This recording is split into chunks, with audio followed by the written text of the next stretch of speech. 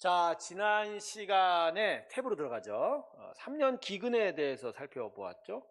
사울이 행한 학살에 대한 어떤 저주, 그에 대한 다윗의 어떤 징계, 이 모든 것들을 살펴보았는데, 자, 오늘은 이제 다윗의 인구조사입니다. 이제 시대 배경은 다윗의 노년 시대가 됩니다. 노년 시대가 됩니다. 자, 다윗의 노년 시대가 되면서 다윗의 총명함이 사라져가는 그 때였어요. 그런데 이 사무엘하 24장에 이제 이 인구조사의 이야기가 나오는데 1절을 보면요. 이렇게 기록하고 있어요. 사무엘하 24장 1절을 보면요. 24장 1절을 보면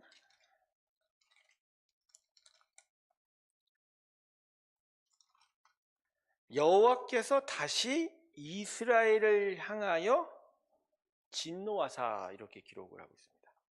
예. 자, 지금 24장에는 인구조사에 대한 이야기가 나오고 있거든요. 근데 이 인구조사의 시작을요, 하나님께서 다시 이스라엘을 향하여 진노하다.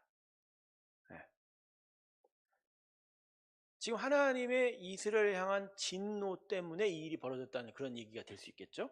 다시라고 하는 얘기는 다윗 시대에는 하지 않았던 일인데 다윗의 이 노년 시대에 이런 일이 또 발생했다, 이런 얘기죠. 그러니까 사울 시대, 사실은 더 직접적으로는 사사기 시대를 이야기하거든요.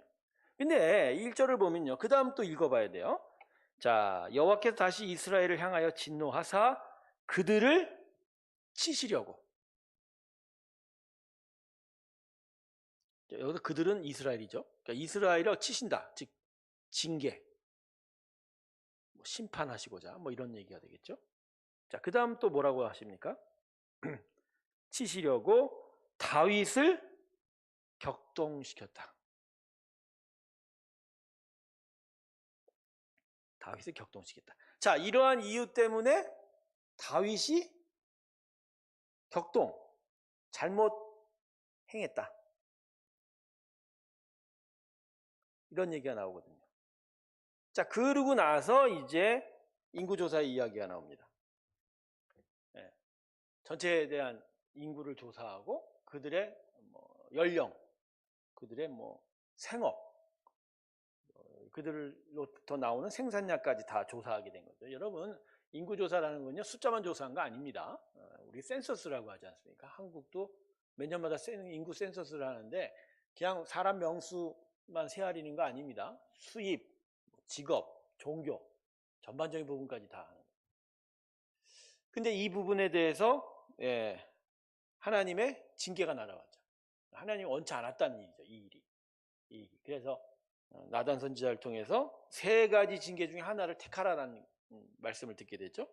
7년에 흉년을 당할 것이냐, 아니면 다윗이 석 달 동안 도망 다니겠느냐, 아니면 3번째로 3일 동안 전염병을.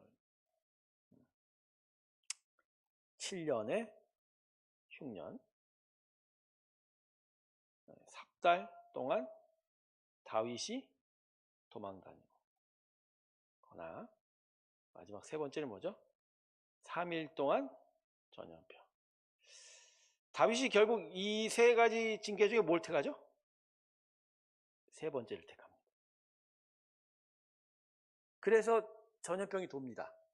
근데 이 전염병으로 몇만 명이 죽었다고 그러죠? 하루 만에 7만 명이 죽었습니다. 죽었습니다. 이제 이 7만 명이 죽은 건요, 이스라엘 저 북쪽부터 남쪽까지 다 한꺼번에 죽은 거예요. 그리고 죽음의 천사가 예루살렘으로 오고 있는 가운데서 헤아려진 거예요. 그러니까 예루살렘을 빼놓고 지금 7만 명이 죽어버린 거예요, 이 전염병 때문에. 그러나서 이제 하루 이틀이 넘어가면서 예루살렘을 덮치려고 할 때 하나님께서 이 재앙을 멈추셨어요. 어떻게 멈췄죠? 어떤 과정 속에서? 다윗이 아라우나의 타작마당에서 단을 쌓고 번제를 지내면서 이 죄악이 멈춰졌습니다. 자, 여기까지가 24장의 내용입니다. 자, 근데 제가 오늘 여러분들과 얘기하고 싶은 건 이 진행 상황이 아니에요. 이 진행 상황도 좀 이따 얘기하겠지만 이 부분입니다. 이 부분이에요.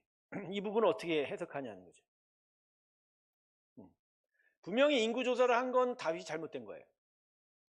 다윗이 잘못 판단한 거예요. 다윗이 하면 안 됐는 거예요. 하나님의 은혜 안에서 자기 스스로가 무슨 힘을 헤아린다라는 것이 하나님을 의지하지 않는 것이라고 하나님께서 워낙 보시는 거거든요. 그러니까 이 일은 하나님 원치 않았던 일이에요. 근데 이 원치 않은 일이 나타난 배경에 뭐가 있다고요? 말씀이 그대로 보면 하나님께서 다시 이스라엘 향해서 어떻게 한다? 진노하신다. 여러분 이 본문 말씀 어떻게 생각하십니까? 자, 결국 이 말씀으로 보면 다윗의 이 잘못된 행동은 누구 때문입니까? 여러분 하나님이 시켜서 된 것처럼 보이잖아요. 지금 말씀이 그렇게 보이잖아요. 여러분 이걸 어떻게 해석하세요? 그러니까요. 그러니까요. 이걸 어떻게 해석하십니까? 그러니까 하나님이 시켰다. 개역 개정을 제가 지금 보고 있는데 표준 세번역을 봐도 더 신랄하게 표준 세번역은 이렇게 표현합니다. 주께서 다시 이스라엘에게 진노하셔서 백성을 치시려고 다윗을 부추기셨다. 부추기셨다. 격동시켰다보다도 훨씬 더 의미가 다가오죠. 다윗을 부추겼다. 자, 먼저는 사람의 악행이 하나님으로 인하여 촉발될 수 있습니까?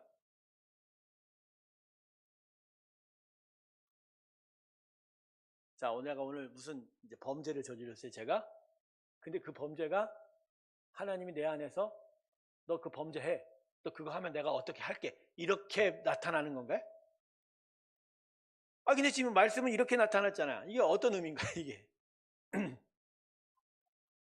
자, 그래서 여러분 성경은요. 해당 본문만 보면 뜻을 풀어올 수 없는 본문이 무지 많습니다. 그러니까 성경의 창세기부터 요한계시록의 전체를 관통하는 하나님의 섭리, 하나님의 속성, 하나님의 성품, 하나님의 역사 이것들을 다 맥을 갖춰야 돼요. 이게 이제 교리나 신학으로 보충해 주는 거예요. 성경은 성경으로 풀지만 그러나 성경 전체를 이해하는 하나의 맥이 성경을 풀 수 있는 또한 은혜가 됩니다.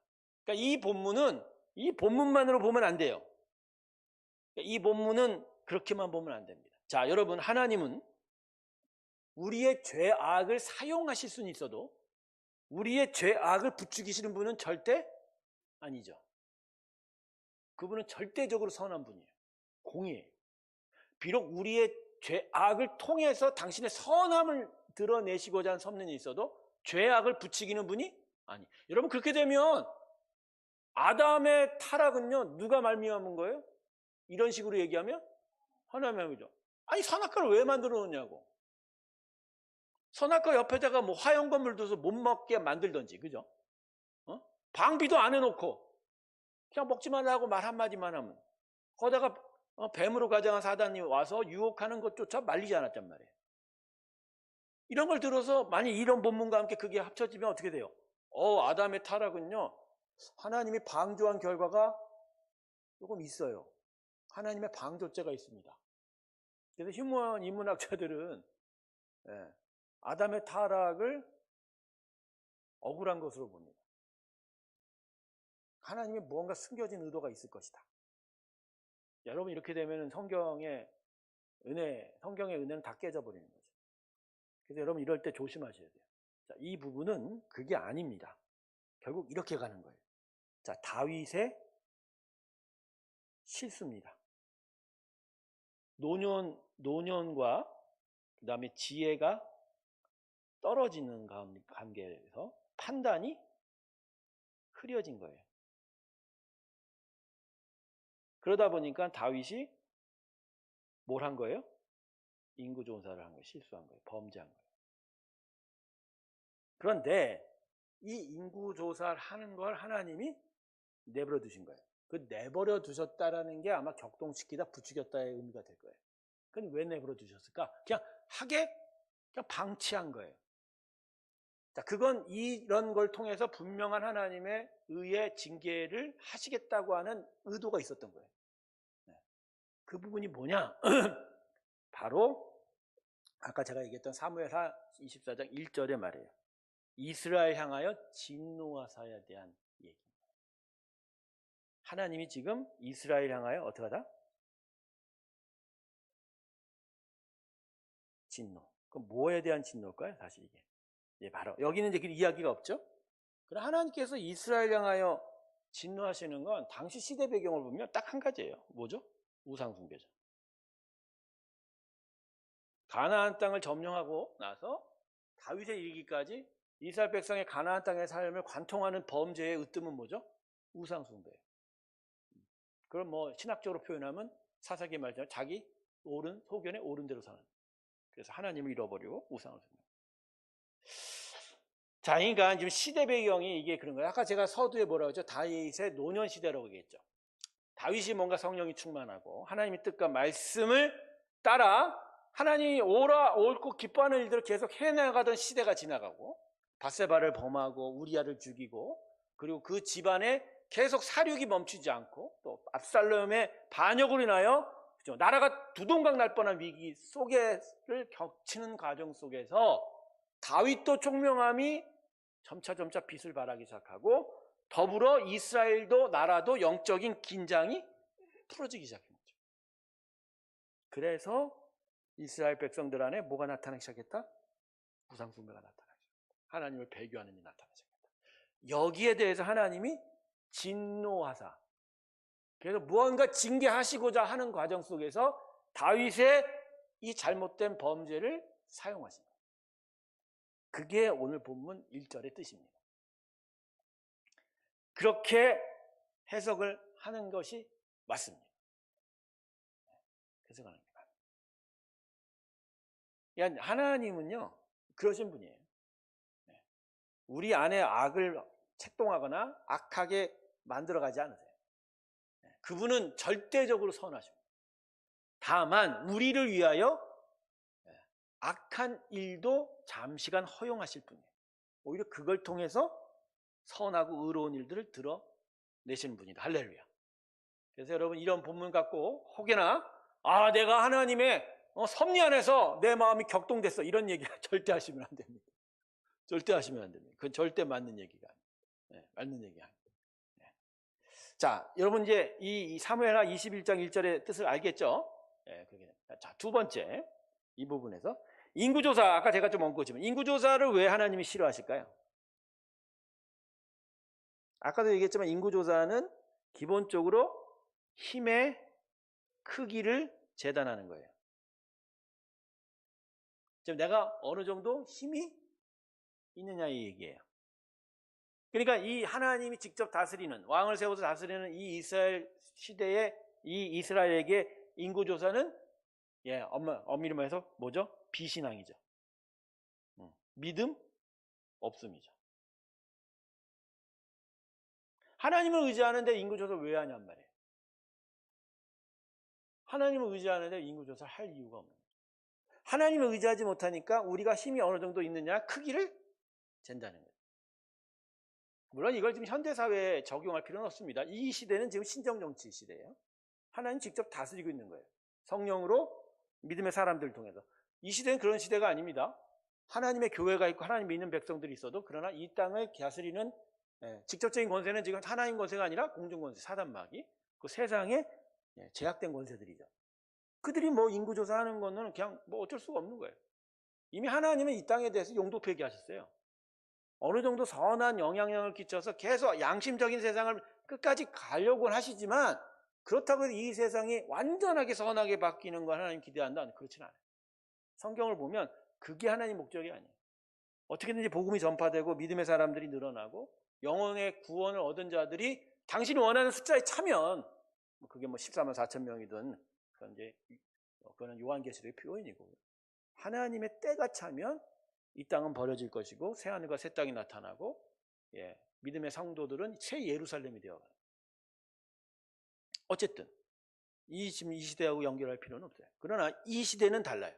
이 시대는 다윗을 통해서 여러 선지자를 통해서 당신이 통치가 가나안 땅에 나타나기를 원하시는 거예요. 그러니까 하나님의 통치, 다스림, 나라가 나타나는 과정이니까 직접적으로 나라의 왕이 세워진 나라의 왕이 이 인구 조사를 하면 안 되는 거죠.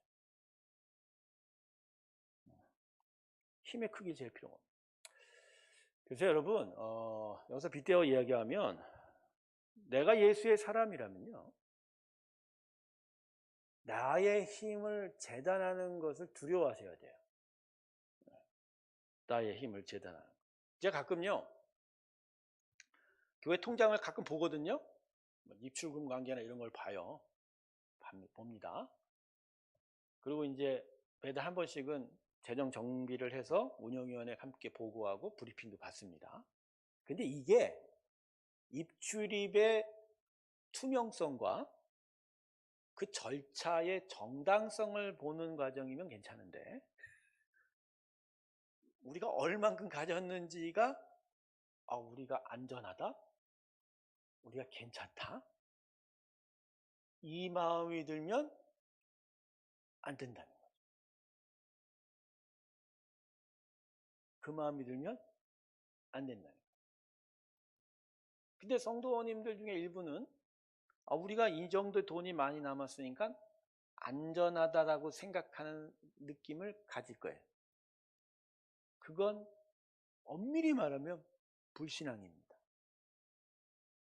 제가 오늘 아침에도 야고보서 말씀을 함께 나눴는데, 가난함도 문제거리지만 부함도 문제거리다. 두 양극단 다 우리에게 영적 교만을 가져온다. 특별히 이 야고보서 1장은 부함에 대한 것을 이야기 많이 했는데, 왜 부함이 우리에게 문제거리가 되냐? 그 양이 그 가지고 있는 것으로 인하여 우리가 하나님이 아닌 그것 때문에 안전하다고 느끼는 그 영적 교만 때문이다. 그 영적 교만이 자신의 신앙, 자신의 믿음에 큰 장애물이 될 것이고, 그것을 비유하고자 이런 부함으로 얻어지는 것이 들판에 핀 들꽃과 같은 것이다. 그렇게 얘기하지 않습니까? 그러니까 대낮에 한두 시간 피고 말 그 들꽃과 같은 영광을 취하고자 그 물질에 만족함에 취해버리는 그 마음이야말로 진짜 이 문제다, 이렇게 얘기하는 거. 여러분이 가진 건 하나님의 공급일 뿐이에요. 필요하면 쓰는 거예요. 마땅하니까 주신 거겠죠. 그러나 그게 여러분의 만족의 근원이 되고 여러분의 안전의 하나의 축이 돼버리면요, 이건 하나님이 싫어하시는 일이에요. 다윗이 행한 인구조사에 대해서 하나님이 이러한 징계를 내리신 이유는 바로 이거예요. 이스라엘은 하나님으로 인하여 만족하는 자들이지, 자기들이 기른 양과 소의 숫자와 자기들이 한 해 동안 받아들이는 소출의 양과 주변의 나라부터 받아들이는 곡물의 양으로 판단되는 게 결코 아닌 거예요. 여러분, 이렇게 자기 재산 의지했다가 된통당한 사람들 이스라엘 왕 중에 많습니다. 여러분, 엄청 많습니다. 솔로몬, 다음 시간에 살펴볼 것 같은데, 내용 시간 보니까 솔로몬의 재산이요, 지금 조사를 해보려면요, 지금 일론 머스크가 세계 최고의 지금 가쁜 것 같은데, 일론 머스크 재산은 저리 가라예요. 인류 역사상 제일 많은 재산을 소유한 것으로 기록에 남아있는 사람은 솔로몬입니다. 근데 솔로몬이 결국 나중에 무슨 짓을 했죠? 자기가 가진 거에 만족을 얻은 거예요. 자기가 가진 거에 만족을 얻은 거예요. 그게 영적 교만인 거예요. 히스기야 왕도 마찬가지죠, 여러분. 히스기야 왕인가? 요시야 왕인가? 성전에 있는 금방패, 금물, 성물들 다 외국 사람들한테 보여줬잖아요. 그거 뭐예요? 그게 자기 안전인 줄 알고 그거 결국 다 뺏겨버렸거든요. 그거에 하나님께서 정말 정말 진노하셨거든요. 여러분, 집에 있는 통장의 잔고로 마음의 안전과 만족을 절대로 느끼지 않으시길 주님의 축원합니다. 거기까지만 하세요. 아직 통장에 잔액이 많네? 여기까지만 하세요. 여기까지만. 네? 큰일 날 사람이 있습니다. 여기. 좋겠다가 좀 없으면 없는데 이거 좀 채워야 되겠다. 여기까지만 하세요. 없으니까 나 죽었네? 큰일 났네? 여기 하지 마세요. 많으니까 이 정도면 내가 먹고 놀고 안심하겠네? 그것도 하지 마세요. 예, 그건 하나님이 기뻐하는 것이 아니에요. 여러분, 그 통장의 잔고들의 액수는 결국 하나님의 공급하심과 관계 있는 거 아닌가요? 그분의 공급이 어떤 의미를 갖고서 들어올 때 때로는 마이너스 될 때도 있는 거고, 그러나 우리에 대한 하나님의 지키심이 있기 때문에 플러스 되는 것도 있는 거고, 그래 그 부분까지도 하나님이 우리를 살리시는 일들이라는데, 그러한 수치들을 보고 하나님이 아닌 그것들에 매여서 그것이 나한테 안전을 주고 만족을 줄 거라고 생각하는 건 이게 문제인 거죠. 그러니까 재물의 가장 큰 부분은 바로 이 부분인 거예요. 물질의 가장 큰 부분. 이 부분이 가장 큰 부분. 여러분, 우리는요, 삶의 만족과 기쁨의 근원이 이런 게 아니에요. 이게 아니에요. 그래서 제가 여러분에게 얘기했잖아요. 없으면 불편할 뿐이지 두려운 건 아니다는 거죠. 그 불편함이 너무 싫으면 속상하기도 하겠죠. 거기까지예요. 그게 우리의 두려움이 되지는 않아요. 사실 두려움이 되지는 않아요. 그래서 뭐 이제 자본주의 경제나 현대 물질 사회의 여러 가지 복잡한 것들을 다 풀어놓기에는 시간이 없지만 분명한 결론들을 얘기 드리는 겁니다. 자신이 가진 것의 크기는요, 하나님이 나를 향한 어떤 섭리의 차원으로 이해하지, 그게 나의 만족과 나의 기쁨의 근원의 크기로 생각하시면 큰 코다침이죠. 큰 코다침. 다윗이 그런 생각을 했는지 모를 거예요. 노년에 내가 한번 이루어 놓은 거 체크해보자. 내가 그동안 한 것을 한번 계량화해보자. 그 사이에 얼마나 우리의 힘이 늘었는가. 근데 그 안에 교만이 있었다. 근데 재밌는 건 여러분, 이 교만에 대한 하나님의 징계가요, 다윗에게 직접적으로 영향을 미치지 않았다는 게 또 문제예요. 사실 다윗 혼자만 고생을 하면 되는 징계가 이 세 가지 중에 있지 않습니까? 그죠? 네? 안 그래요? 첫 번째는 7년 동안 기근, 이건 전 국민이 고통을 당해야 되고, 두 번째, 석 달 동안 다윗이 유랑하는 것, 다윗하고 몇 사람만 고생하면 되잖아. 사실 다윗이 이거 택해야 되는 거 아닌가요? 근데 다윗이 지금 택한 건 마지막이에요. 짧게 하자. 짧게 하자. 딱 3일만 참자. 근데 3일? 엄청난 일이 벌어졌죠. 7만 명이 죽었어요. 7만 명이. 여러분, 이 7만 명 죽은 게 이게 엄청난 숫자입니다. 여러분, 7만 명이 죽었다는 게 도대체 이게 무슨 바이러스일까요? 코로나가 무슨 바이러스일까요? 그러니까 이것도 문제예요. 다윗이 이게 총명함이 떨어지는 거예요. 자꾸. 자기가 받아야 돼, 마땅히 자기가 받아야 될 걸 안 받고 그걸 국민에게, 백성들에게 돌려버려요. 그래도 다윗이 끝내는 다윗이었던 게 이 일 통해서 결국은 해결을 결국 자기가 합니다. 어떻게 하죠? 아라우나의 타작마당에서 자기가 제단을 쌓고 회개를 했다는 거죠. 근데 여러분 보십시오. 지금 결국 이스라엘의 우상숭배죠. 다윗의 범죄. 결국 이걸로 인해서 3일 동안 전염병이 도는 징계가 나타났지만 결국 이거가 어떤 식으로 해결이 되죠? 다윗의 제사, 예배, 회개입니다. 이 부분이 사실 이 사무엘하 24장이 정말 말하고 싶은 것이 아니나. 결국 다윗의 후손으로 오신 예수님의 십자가 제사와 그 대속으로 우리 안에 있는 수많은 우상숭배와 죄에 대한 그 비참한 삶들이 해결이 된다라는 근원적인 메시지를 갖고 있는 겁니다. 사무엘 하 이스라엘 역사 속에서만 국한시킨다면 결국 이스라엘에게 하나님 원하시는 건 결국 예배라는 거죠.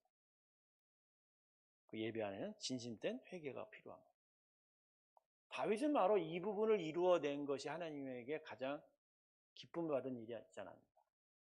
우리가 지난 시간에 다윗의 범죄를 계속 살펴봤지 않습니까? 바세바를 범하고 우리아를 고의로 죽이고, 그죠? 그러면서 자신들의 자녀들에게 일어난 살육 사건에 어떠한 조치도 취하지 못한 채 오히려 영적인 악영향을 끼쳤고, 그러한 그 다윗의 범죄를 보면서 다윗은 어떻게 보면 이런 걸 보면 사울왕보다도 더해요, 기록상으로 보면.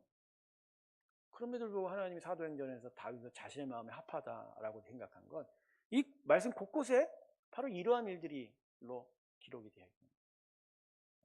다윗의 예배 말입니다. 결국 여러분 바세바를 범하기 전에 다윗이 왕이 되면서 결국 가장 크게 행한 일이 뭐죠?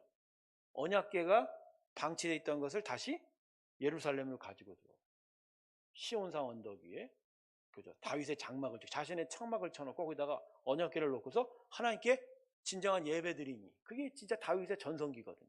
다윗의 기록의 가장 절정은 그 부분이에요. 그 일이 있고 난 다음에 바로 타락을 해버리거든요. 그럼 그게 전성기라는 거예요. 그 전성기의 일이 다시 이 아라노아의 타작마당에서 다윗의 이 제사로 다시 회복이 되어요. 그래서 여러분, 예수의 사람은요, 결국 예배로 살아가는 겁니다.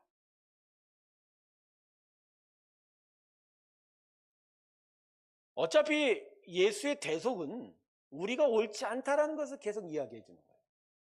여러분, 십자가 앞에서 결국 서면 우리는 십자가 앞에서 어떻게 고백을 하죠? 하나님, 우리가 틀렸습니다. 우리가 잘못했습니다. 우리가 범죄했습니다예요. 이 육체의 죽음이 있기 전까지 계속된 우리의 죄악들은 끊이지 않을 거라고. 결국 십자가 앞에서 우리가 드릴 고백은 우리의 범죄예요. 우리의 죄악이에요. 그러니까 하나님이 우리에게 믿음을 준 건, 이 대속의 은혜를 준 건 너희는 끝까지 틀릴 거라는 거예요. 끊임없이 틀려갈 거라는 거예요. 끊임없이 실수하고 범죄할 거라는 거예요. 그런데 그게 너희의 삶을 좌지우지하지 않는 거라는 거예요. 범죄가 우리 가운데서 우리에게 치명상을 입혀도 그게 우리의 생명과 우리의 영생을 좌지우지하지 않을 거라는 거예요. 왜? 그것을 위해서 예수가 십자가에 박혔습니다. 그래서 언제나 범죄하고 언제나 실수함에도 불구하고 우리가 언제나 돌아서 가야 될 것은 내가 옳아요, 내가 더 잘했어요, 이 이야기가 아니라 언제나 어디죠? 예배예요. 그분이 나를 구원하실 겁니다. 그분만이 나를 구원해 주실 겁니다. 바로 예배를 찾아가는 거예요. 그래서 사실은요, 교회 공예배는 이런 부분이 상당히 강한 거예요. 일주일의 삶 속에 수많은 범죄와 죄악 가운데서도 그래도 하나님의 그 용서하심을 기억하면서 그 예배로 또 나오는 그 힘 말입니다.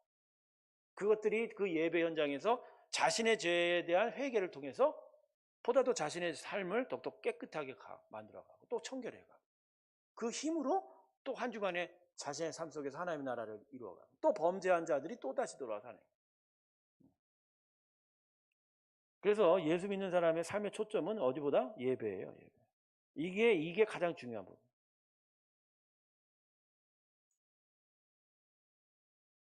내가 옳다라는 걸 증거하는 게 내 삶이 아니에요. 세상 사람들은 결국 세상의 방식은 내가 힘이 있고 내가 옳다라는 걸 계속 증거하려고 그래요. 계속 증거하려고 그래요. 그게 그 세상의 방식이에요. 계속 돈을 벌어. 그건 뭐죠? 내가 더 힘을 얻으려고 하는 시도죠. 계속 나를 변증해, 나를 주장해. 그건 뭐죠? 내가 그나마 더 옳다라고 하는 거죠. 이 방식으로 살아가요. 그러나 예수의 사람은 그 방식은 안 돼요. 왜? 우리의 힘, 우리의 옳다는 건 이미 십자가에서 깨졌거든요. 아닌 거를 아닌 거라고 이미 하나님 선언해버렸거든. 예수가 십자가 올라갔다는 건 너희는 힘이 없고 너희는 무능력하고 너희는 틀렸고 너희는 죄인이라는 걸 그냥 선언해버린 거예요. 그걸로는 못 살아요, 예수의 사람은.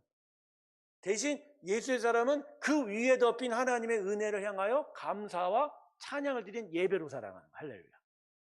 그래서 예수의 사람은 예배가 우선이에요. 예배하면서 모든 것들이 예배 안에 다 함몰이 돼요. 그 안으로 다 빨려 들어가요. 거기서 다 해소가 되는 거예요. 근데 여러분, 이게 은혜입니다. 하나님께 예배했더니 내가 나를 주장하지 않아도 넌 오라 이렇게 얘기하시는 거예요. 하나님께 예배했더니 여전히 부족하고 여전히 비난해도 그래 너는 나로 인하여 부족함이 없어 이렇게 선언받는 거예요. 이게 놀라운 은혜 아닙니까? 발버둥 치지 않아도 되는 거예요. 발버둥 치지 않아도 되는 거예요. 소외받고, 그죠? 사람들로부터 미움받은 자들도 예배를 통해서 결국 그 안에 사랑의 회복이 들어와요. 아니야, 너는 나의 사랑하는 나의 자녀야. 이렇게 얘기하죠. 이 예배가 중요한 거예요. 그냥 이게 이제 은혜 받은 사람들이, 은혜의 사람들이 심령의 정체를 겪고, 은혜가 안 들어오고, 신앙의 침체기를 겪어갔을 때 나타나는 증거가 뭐죠? 이게 바리새인화죠. 바리새인들이 결국 뭐가 뛰어난 사람들입니까? 자기 증명. 이게 뭐죠? 자기 의죠. 난 오라. 이 얘기라는 거죠. 여러분, 예수 믿으면서 어느새 내가 오라가 내 마음 가운데 많아지기 시작하면 여러분 거기서부터 조심하십시오. 그건 여러분의 삶이 예배 중심의 진정한 은혜의 삶에서 점점 멀어지고 있다는 걸 얘기하는 거예요. 그러면서 세상 사람들에게 나타나는 흔히 보이는 자기 힘, 자기 의를 드러내려고 하는 쪽으로 더 되돌아가는 거예요. 그게 깨져야 돼요. 예배 안에 들어와 나는 부족한 자입니다. 나는 안 되는 자입니다. 그거를 계속 확인하는 작업이 필요한 거죠.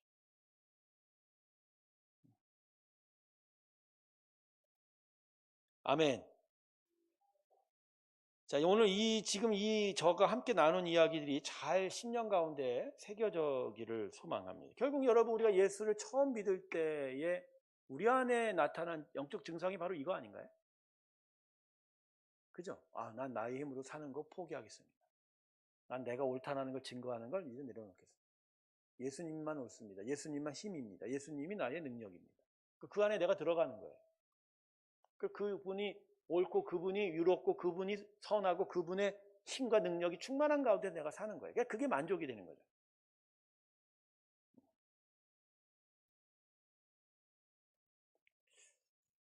예, 여러분. 하나님을 예배하십시오. 이게 전부입니다. 이게 전부예요. 이게 전부일 거예요.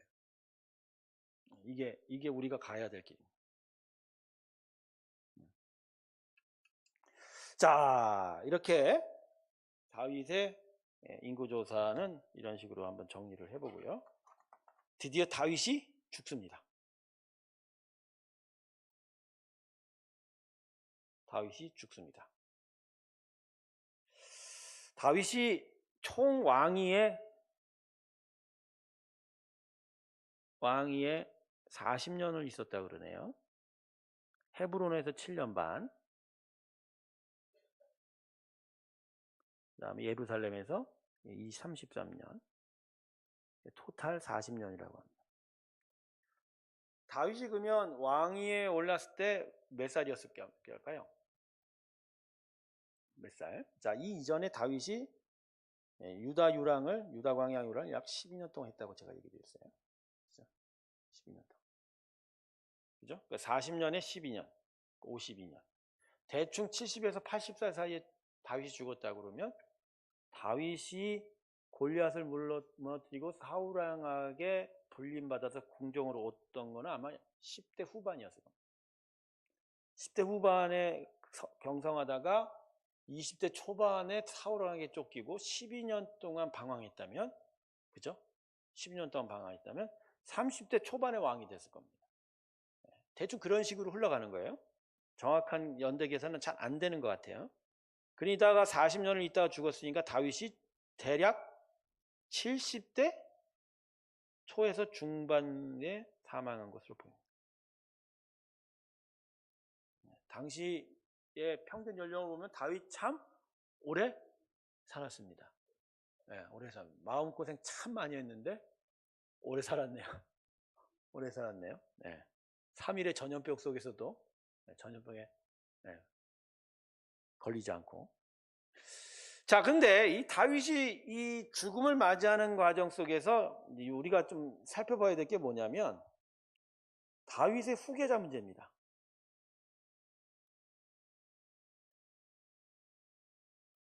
기록으로 보면요, 다윗에게 아들이요, 대략 한 10명 정도 있었던 것으로 보여요. 10명 정도. 첫 번째 아들이 그 유명한 압살롬에게 죽은 누구죠? 암논. 두 번째 아들이 길르앗이라는 아들이 있습니다. 그리고 세 번째 아들이 다윗에게 반기를 든 압살롬. 그리고 네 번째 아들이 오늘 이 사무엘상 1장에 나타나는 아도니아입니다. 그리고 그 다섯 여섯째 번 아들은 안 써 있어요. 그리고 대략 10번째 아들로 알려진 게 다윗의 뒤를 이은 솔로몬.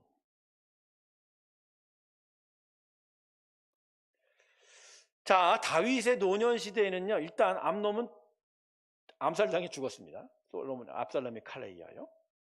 압살롬도 나뭇가지에 머리가 걸려서 요압의 부하들에 의해서 전쟁터에서 반역하다가 죽었고, 길르앗은 중간에 이름 한두 번 나오다가 역사 속에 이름이 아예 나오지 않습니다. 그러니까 뭔가 사정이 있어서 없어진 상황이겠죠. 그러니까 지금 다윗의 노년에 누가 실질적인 장남 역할을 하는 거예요? 아도니아예요.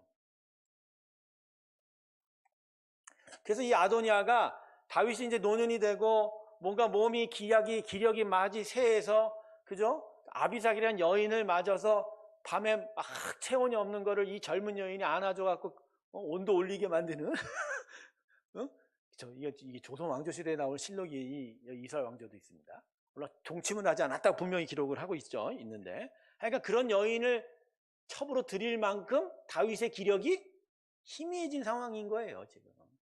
그러니까 이제 다윗이 힘이 떨어지니까 후계자의 뭔가 분명한 조치가 있어야 되는데 다윗이 조치를 취하지 않고, 그러다 보니까 이제 실질적인 장남 역할을 했던 아도니아가 어떤 야심을 가지고 일을 꾸미기 시작한 거예요.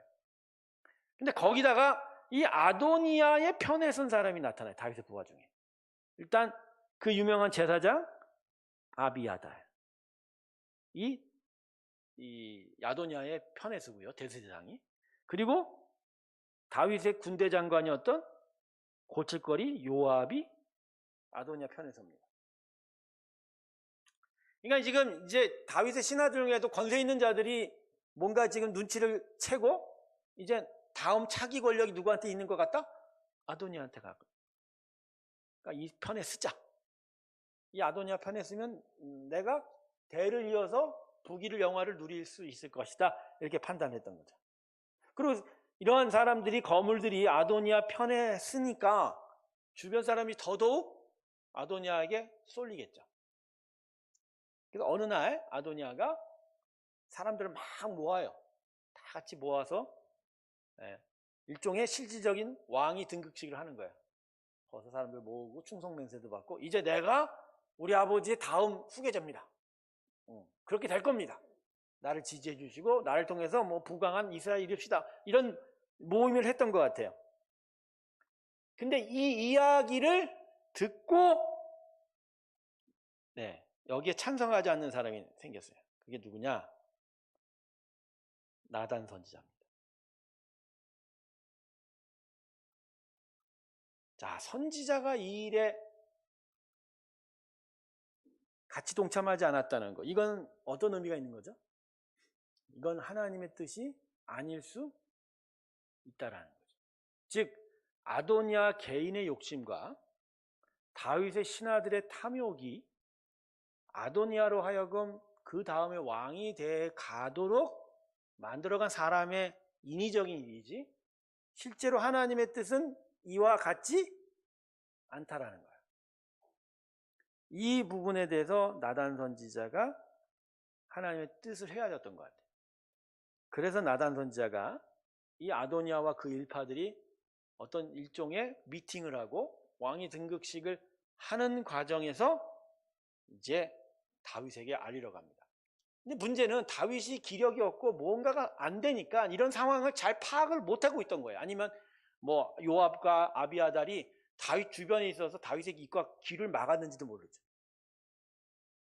낮은 선자가 결국 누구를 찾아가죠? 바세바를 찾아가요. 그리고 바세바는 결국 다윗을 찾아가서 호소를 합니다.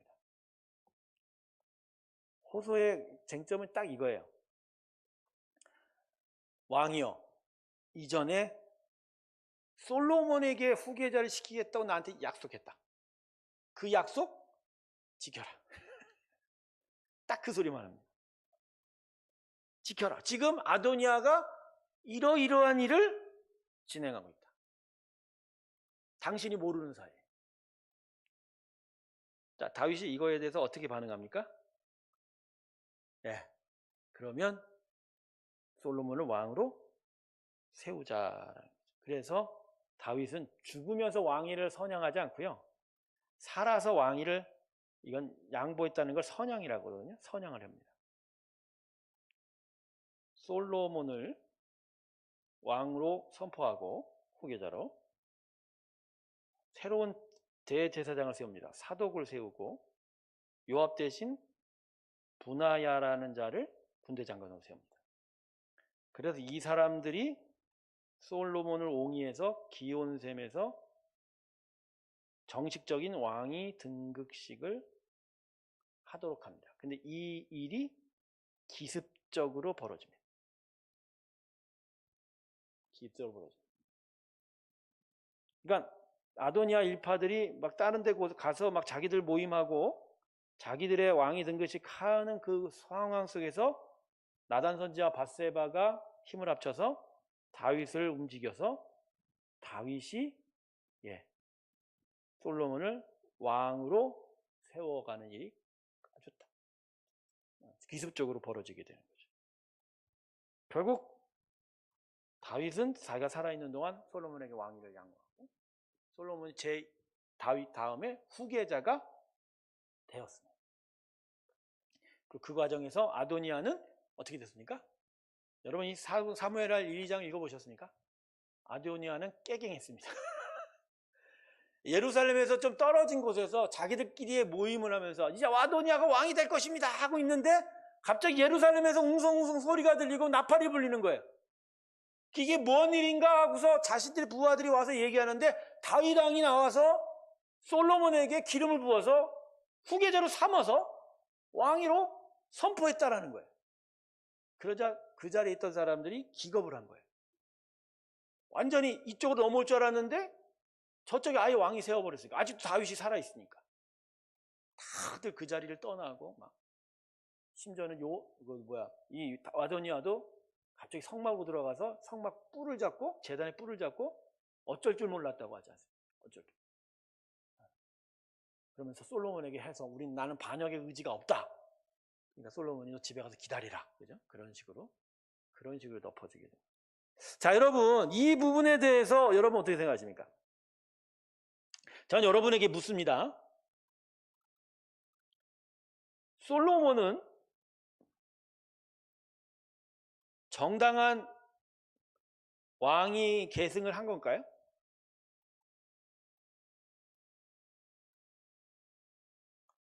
정당한 왕위 계승을 한 걸까요? 목사님, 우리 이런 것까지 배워야 돼요? 아니, 좀 들으면 나쁘지 않죠?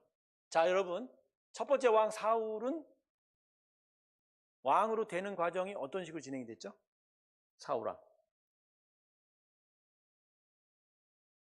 하나님이 분명히 택하셨지만, 사무엘 선지자 택했지만, 그러나 백성들의 총회에서 사울이 추대가 됩니다. 여기에는 하나님의 선택과 부르심이 있는 거고, 이 총회 속에서도 사무엘 선지자가 하나님의 뜻을 가르쳐 줬을 거예요. 자, 이런 식으로 왕이 됐어요. 다윗은요? 여러분 똑같습니다. 사울왕이 반대가 있었지만 하나님의 선택이 있었어요. 그리고 총회가 나중에 어떤 식으로, 여기는 통회가 아니라 나중에 헤브론에서는 유다 지파. 나중에 이스보셋이 죽고 아브넬이 죽자마자 12지파가 다 나와서 왕이 되어달라고 추대를 했습니다. 그러니까 총회가 있는 거죠. 그 와중에 그 하나님의 뜻은 어떤 식으로 증거가 돼요? 그동안 유랑 과정에서, 그 다음에 사무엘 선지자 그 전에 얘기했던 것들이 모여서 한마디 하나님의 뜻이 이루어져 간 거죠. 자, 그러니까 이 사울왕과 다윗은 기본적으로 전제군주정의 왕이 아니에요. 이스라엘은 그런 왕정이 아니에요. 머리가 되어서 그들이 살아있는 동안 왕이 될 수 있는 왕이었지만 다른 나라처럼 혈연으로 왕위가 이어진 거다가 아니었다는 거예요. 그런데 다윗이 죽고 나자 솔로몬이 지금 어떻게 들어왔어요? 선지자가 와서 기름 부은 적도 없어요. 하나님의 뜻이 솔로몬을 택했다고 얘기 안 해요. 단지 지금 뭐예요? 누구의 선택? 다윗 선택뿐이잖아요. 그 다윗이 제사장과 군대장관을 시켜서 백성들 앞에서 등극식을 했을 뿐이에요. 자, 여러분, 이 과정이 완전히 바뀌어버린 거예요. 여러분, 여기 미세한 부분이 있어요. 솔로몬의 왕위 계승은 하나님의 뜻일 수 있어요. 왜냐하면 분명히 약속하셨어요. 다윗과 그 후손들의 왕위는 하나님이 보존하겠다고 약속하셨어요. 그러니까 다윗 이후에 그 후손이 왕위로 가는 건 하나님의 섭리일 거예요. 하지만 그렇다고 해서 솔로몬에게 하나님께서 그 모든 것들을 다 부어주자고요? 하나님이 직접적으로 개입할 수 있는 거죠. 이 직접적인 계획이 어디서 나타나요? 남유다 왕국은 아닌데 북이스라엘 왕국에서 나타납니다. 솔로몬이 죽고 나서 여로보암이 북쪽 10지파를 통해서 왕국을 세우죠. 그러나 그 여로보암의 후손이 끝까지 가지 않았어요. 중간에 암살과 두테타 등 수많은 사건 때문에 왕조가 계속 바뀝니다. 성씨가 계속 바뀌는 거예요. 집씨가 됐다, 이씨가 됐다, 채씨가 됐다, 박씨가 됐다. 그건 뭐죠? 하나님이 개입하신 거예요. 지들 멋대로 자기들 뜻대로 혈연으로 맺었는데 그것까지는 인정해 주겠다는 거예요. 근데 잘못되면 개입하신다. 자, 여러분, 이게 무슨 의미죠? 솔로몬의 이후에 하나님이 섭리에 의해서 그 후손들에게 왕위는 주신 모든 왕들은 실패했다. 자, 그게 이제 사무엘 상과 하서를 끝내고 솔로몬의 시대로 연결되는 열왕기 상하의 결론입니다.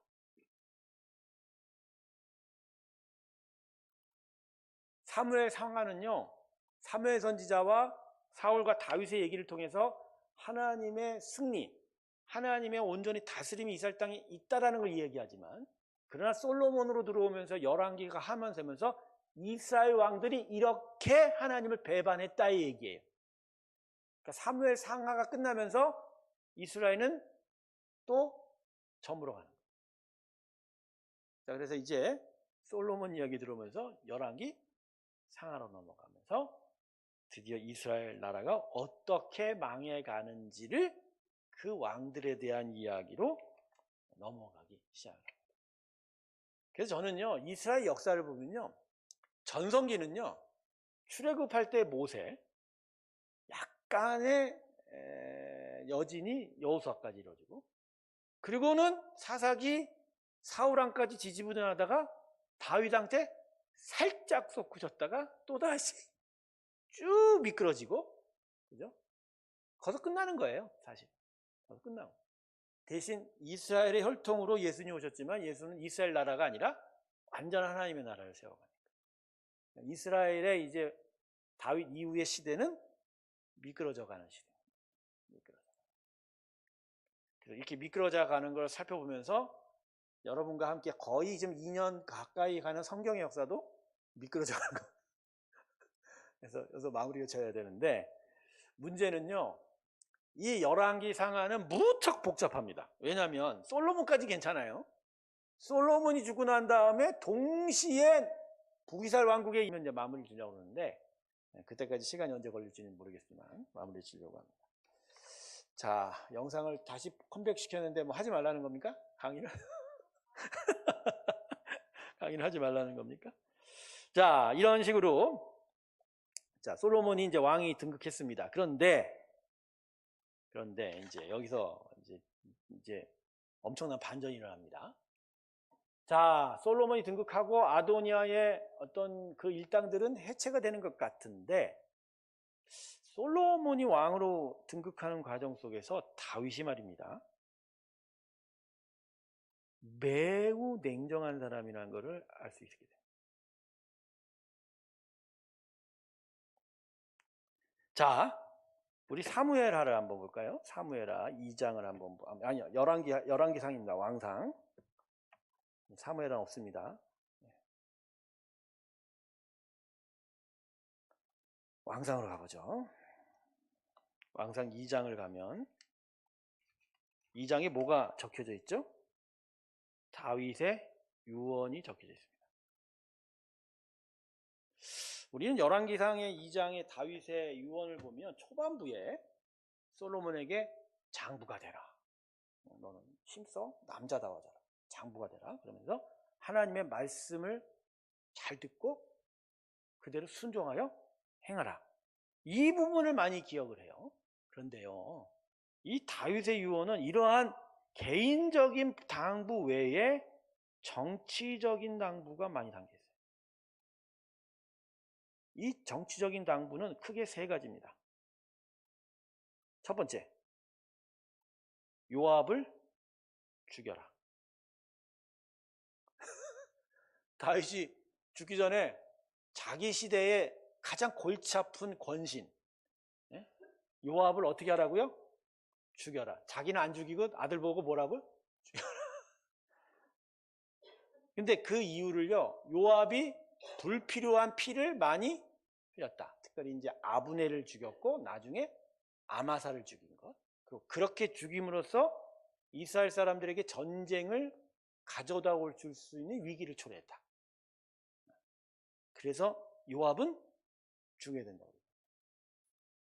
두 번째, 시므이의 저주의 처벌, 시므이의 저주에 답하라.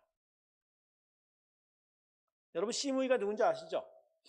사울의 친족입니다. 근데 이 사람이 언제 등장하죠?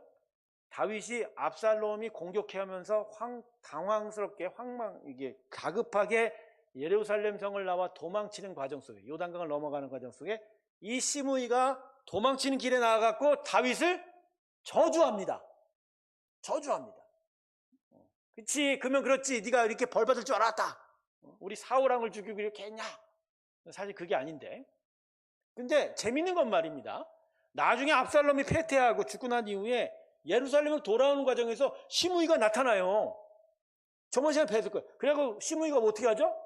왕이여, 내가 잘못했습니다. 나를 용서하소서. 그럴 때 왕이 어떻게 해요? 죄를 묻지 않겠다고 얘기했어요. 그런데 유언에는 뭐라고 그래요? 죽여라. 죽여라. 마지막 세 번째는 뭐냐면 이제 바르실레입니다. 바르실레는 압살롬의 반역으로 요단강 동편 길르앗으로 도망갈 때 그 땅의 유력한 부자였는데 다윗을 매우 잘 섬겼나 봐요. 자신의 부를 통해서, 재물을 통해서 다윗과 도망쳐 놓은 사람들을 잘 섬겨주었기 때문에 이때 그들이 그의 섬김을 받아서 다윗의 군대가 압살롬의 반역 잔당을 물리칠 수 있는 그런 기회가 됐던 거죠. 그래서 다윗이 뭐라고 얘기하냐면 바르실레는 너의 평생에 영원토록 선대하라. 바르실레를 후대하라. 이렇게. 자, 여러분, 다윗의 유언 섬찟하지 않습니까?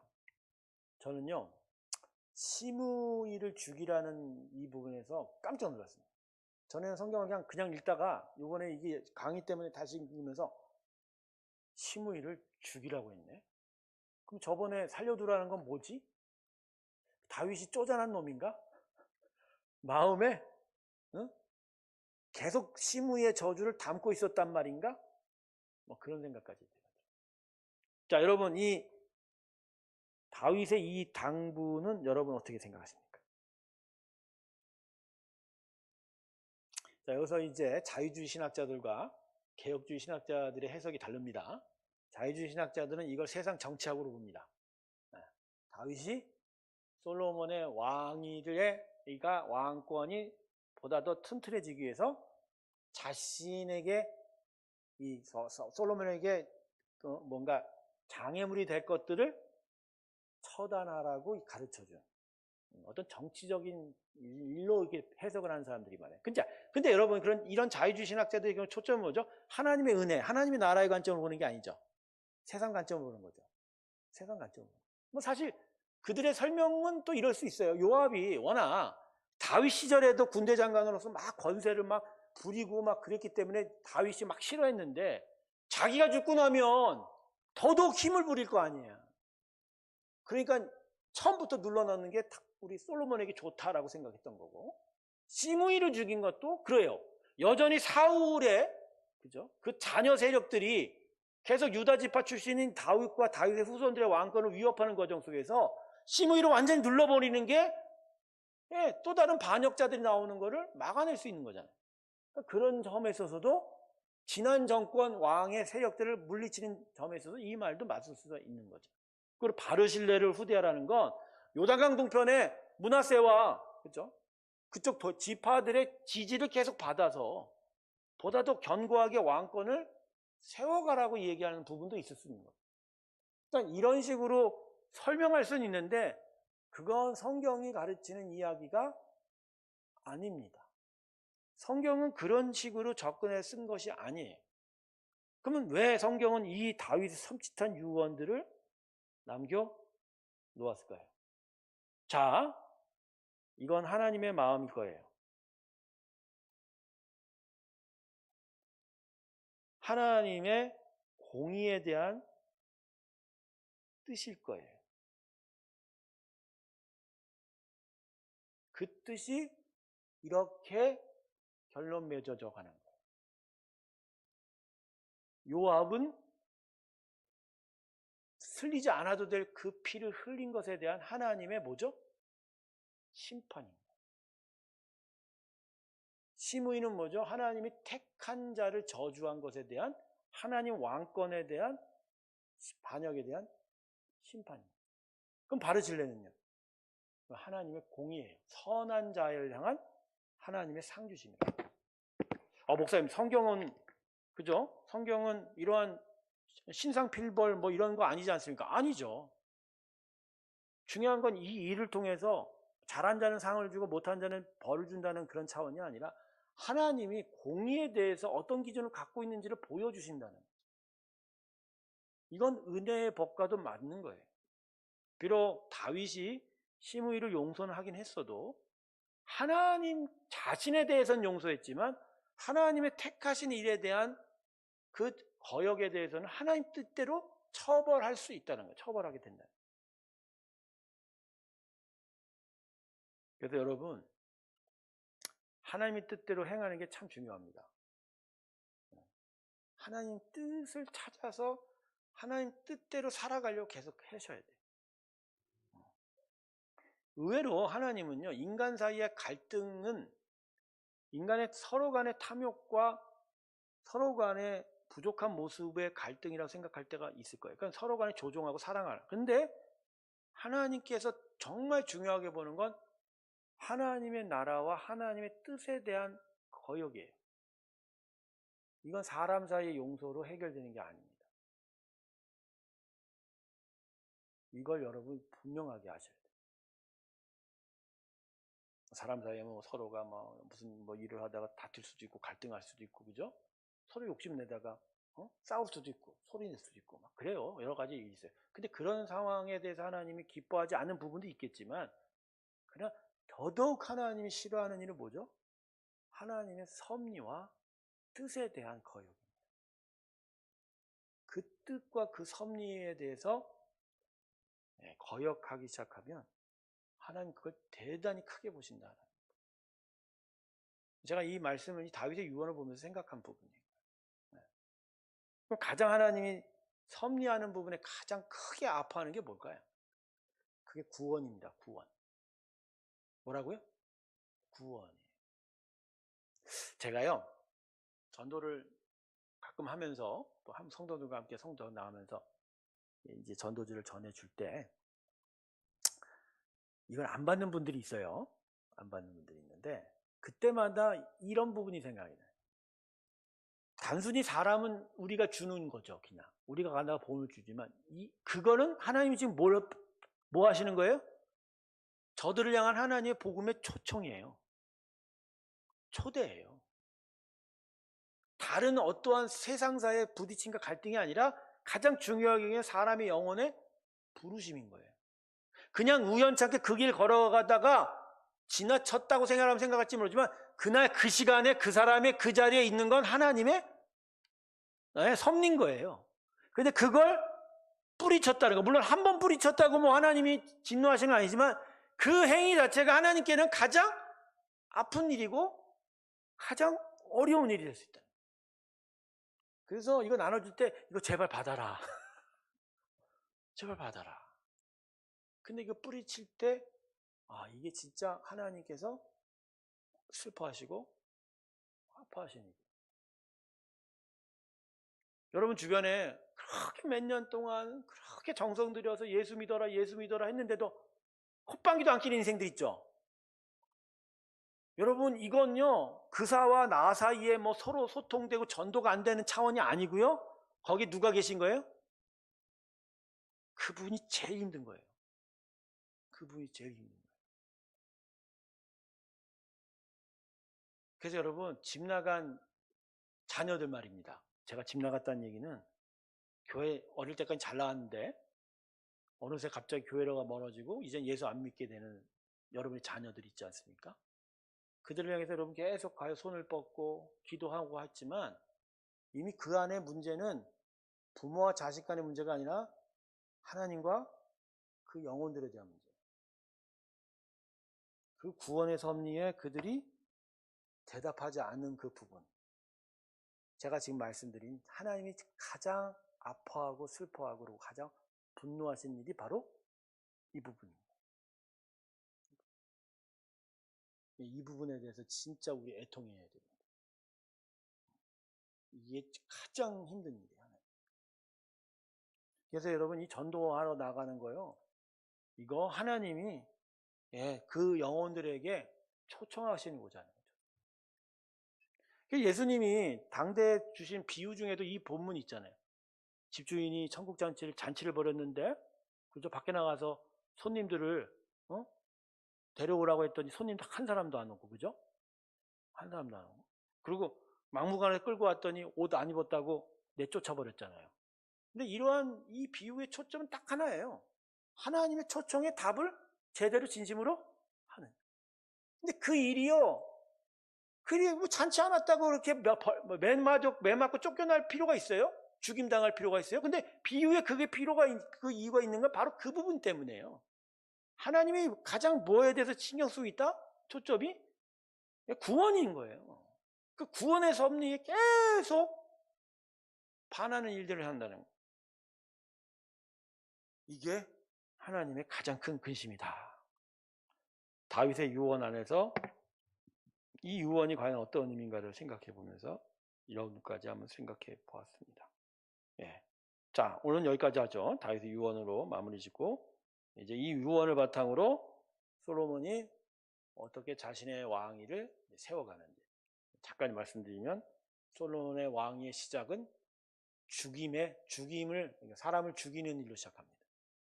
많은 자들이 솔로몬에 의해 죽고 한 이후에 솔로몬의 왕권이 세워지기 시작합니다. 이것도 참 생각해 볼 일입니다. 자, 기도하고 마치겠습니다. 감사합니다. 하나님, 다윗 시대까지를 살펴보면서 다윗의 삶 속에 무엇이 가장 하나님께 의미가 있었는지를 되돌아보았습니다. 하나님, 다윗의 예배를 생각합니다. 그가 하나님께 영광을 드렸던 그 예배가 바로 하나님의 마음에 합한 것이었음을 깨닫습니다. 주님, 우리 안에도 이 예배로 나아가는 일들이 있게 하여 주시고 참된 예배의 회복을 우리의 심령 가운데 허락하여 주셔서 주께로 더 가까이 나아가고 주님의 기쁨을 얻는 성도들이 되게 하여 주시옵소서. 이제는 우리 주 예수 그리스도의 은혜와 하나님 아버지의 사랑과 성령의 내주 교통하심이 참된 예배의 자리로 나아가 하나님의 은혜 안에서 참된 복된 믿음의 삶을 살아가기를 주께 간검에 나서는 하나님의 귀한 성도들의 심령들 위해 이제부터 영원토록 함께 하시기를 간절히 축원하옵나이다.